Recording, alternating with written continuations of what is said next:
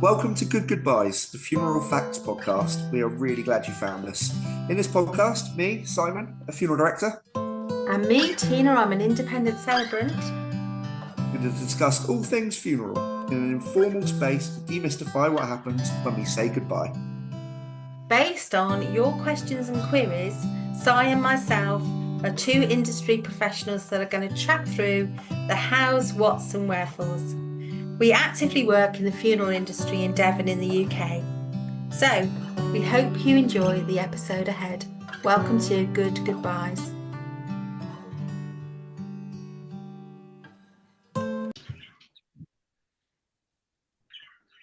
Hello and welcome to Good Goodbyes with me, Si. And Tina. Si, what are we talking about today? So, we are going to explore visiting, chapel visits, viewings, however you want to describe it, whatever you want to call it, coming to see your loved one at a chapel of rest. And it's a subject that actually is open-ended. We have a lot of content we can talk about here. But you said recently to me, Tina, that a family had just come out and asked, what do we do? What can we do? What happens? And it's absolutely right. Why would you know? Ultimately, why, until you've done it, how would you know the answer to it? Yeah, I know. And interesting, all the time we find out the things that people don't know. Bless them. So yeah, visiting a family and so I was packing up. We'd had a lovely conversation about their mum in this case. And they said, oh, what about visiting mum? And it took me by surprise for a minute. I thought, oh, they mean, yeah, going to the chapel. And I said, oh gosh, yes, of course, yes, you can do that. And they were like, well, how long can we stay for? And how many of us can come? So they had lots of questions, and I thought it'd be a good thing for us to talk about. So what from your point of view is it useful for people to know?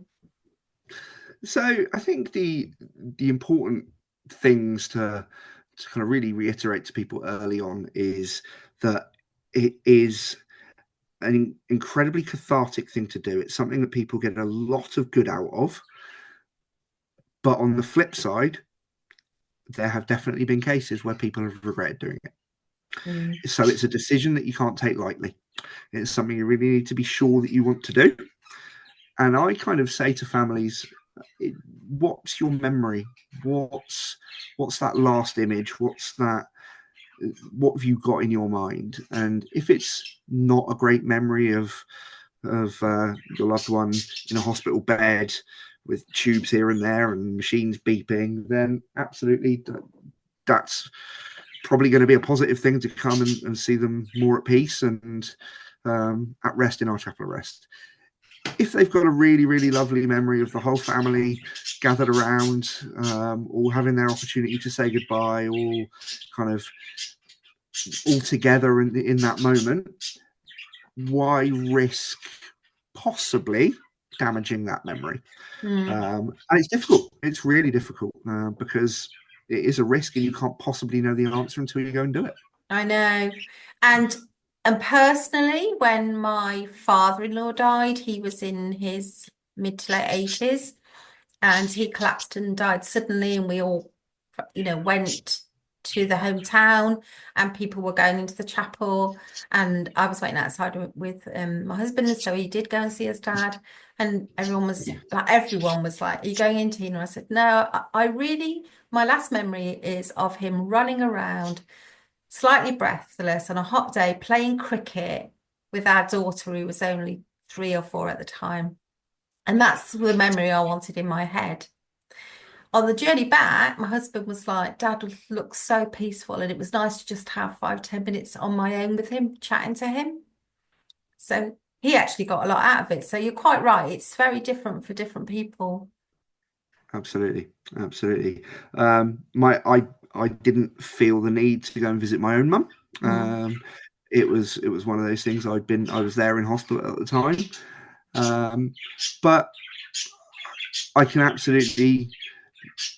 can pretty confidently say that had it would have been a positive thing for me to do. Yeah. I don't regret not doing it, but I don't think it would have done any harm in doing it. Yeah. And that I think stems from the decisions that I made around the care, and it's for families to consider as well, right? What are you going to have your loved one dressed in? if you're going to Mm. come and visit the chapel arrest, because you don't want a hospital gown or some pajamas that they've been in for a few days, right? You're going to want it to be a better image than that. It's funny. Families say to me all the time, "Oh, so it have to be Sunday best." No, absolutely not. Right? How do you remember your loved one? How do you remember them in jeans and a t-shirt, right, with a pint in their hand? Why would you put them in a suit? Right, that is not fitting. That is not right. So yeah, those conversations are quite interesting around the subject as well, because people Yeah. have these preconceived ideas like, oh no, Dad's got to be in his Sunday best. Why? Yeah, exactly. And also there's this should bit. So if you've got family around you, a bit like my example, who say you should go and see them, you don't, there's no should about it. Like Si and I are always saying in this podcast, there aren't any shoulds, really. A few legal Yep. ones, but generally there's a lot of choice. So you might even think you want to go and visit your loved one in a chapel of rest and get there and then decide you don't. Or you might decide you don't want to go with somebody else and then decide you do. And all of that is absolutely fine. Yeah, and we've had families that have come in and decided, actually, the benefit I'm going to get from this is being alone with them in a room, but I don't want to mar that memory. So can we put the lid of the coffin on? Yeah. Absolutely, of course. And this is what we say about the options being endless. There are lots of ways to make this work for what suits, and it's not for me to judge. There are certain occasions where I may say to a family, look, I don't think this is going to be a positive experience for you. Perhaps we could do this to make it better.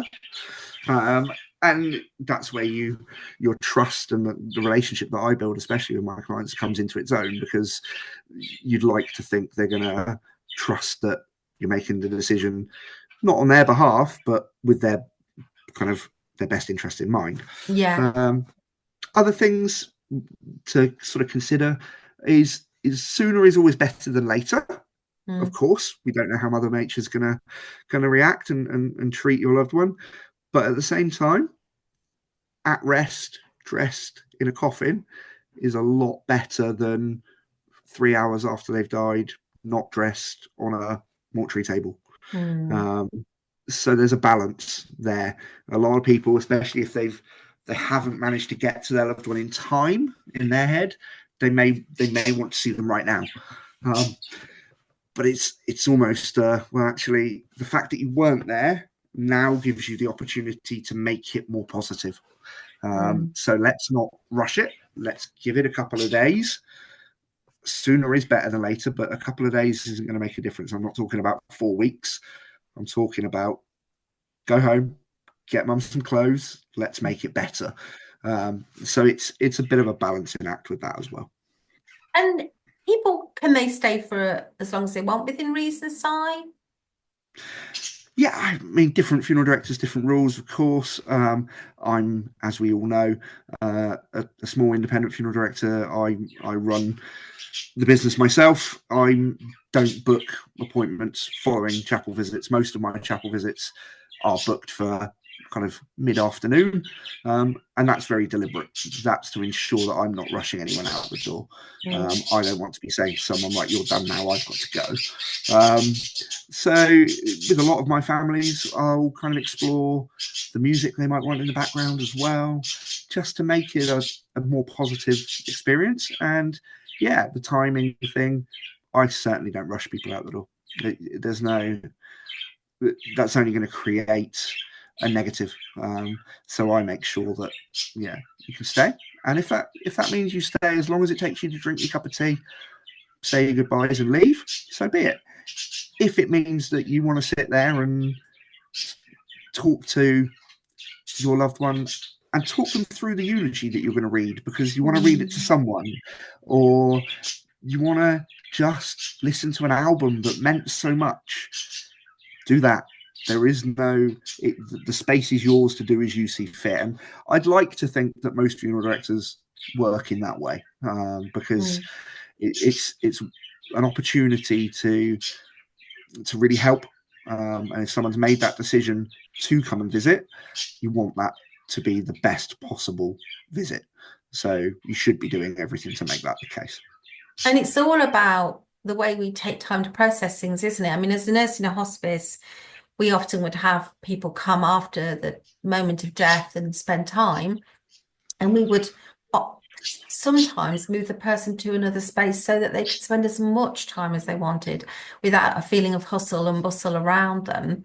And yeah, time, like you say, time is different for all of us, isn't it? And how long we want to spend. And what I really liked you saying as well was it doesn't have to be sitting, because somebody said to me once, I just don't want to sit in there in silence. We were like, you don't need to sit in silence. You can chat, you can have a cup of tea, like you said, you can play some music. Yeah, we've had families come in and sit with a bottle of prosecco. Why not? Right, have a glass, raise a glass, right? And I've also had, actually fairly recently, a lady who came in to see her husband every single day. She came in 10 o'clock every morning. She kissed him on the forehead and she left. She was there no more than a minute every day. But it's what she needed. Yeah. So we did it. So we made it happen. And that, she wrote me a lovely letter actually after the funeral. And it was one of the things that she said she would be eternally grateful for. For me, it was ultimately 5 minutes out of my day, 10 minutes out of my day. But it made it better. So use it. If it's something you decide to do, make sure it's positive. Make sure that you're getting out of it what you want to get out of it, because it can be a real opportunity to start that grieving process, because it becomes very real. And yeah, it's such a balance though. It is a balance. And it's a balance around your own beliefs as well. So yeah, I had somebody in my friendship group who really struggled with the loss of her partner, and a bit like your lady, actually went to visit him several times in the chapel of rest before his actual funeral. And she said it was really odd because the first or second time she just was had the feeling that he was there and she didn't want to be left on her own. And then the third and fourth time I went, I thought, he's not here, he's in a different place, which actually she found comforting. And she said it was like a part of the letting go. It's incredible, isn't it? It's incredible. And you'd be amazed how often I hear that, especially with people that visit a lot. First time, yeah, absolutely. Second or third, it's like, he's not here now, or it feels different. And it's an incredible thing. It's an incredible thing. But yeah, it's one of those that I think, ask questions, speak to your funeral director, make it as positive as you can. Ultimately, it's going to be the last memory you have. Right, you want that to be good. So I think there's a lot of good in doing it. I also think that you need to trust what your funeral director says, but also make sure that you're taking your time about it. There is no rush. Sooner is better than later, but that doesn't mean today. Right, make sure you get it right, because that really is the more important thing than any of the rest of it. Such sound advice, Si. So we're going to leave it there for everybody, I think. And thank you for listening to Good Goodbyes. This has been Tina. And I've been Si. Take care. You've been listening to Good Goodbyes, the Funeral Facts podcast. Please do like, subscribe, comment and share. Drop any questions on our social media, on Instagram, or in the text option in the show notes.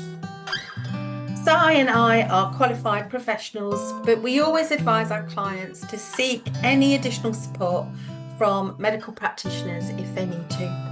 And we hope you enjoyed this episode. Stay well and be kind to one another.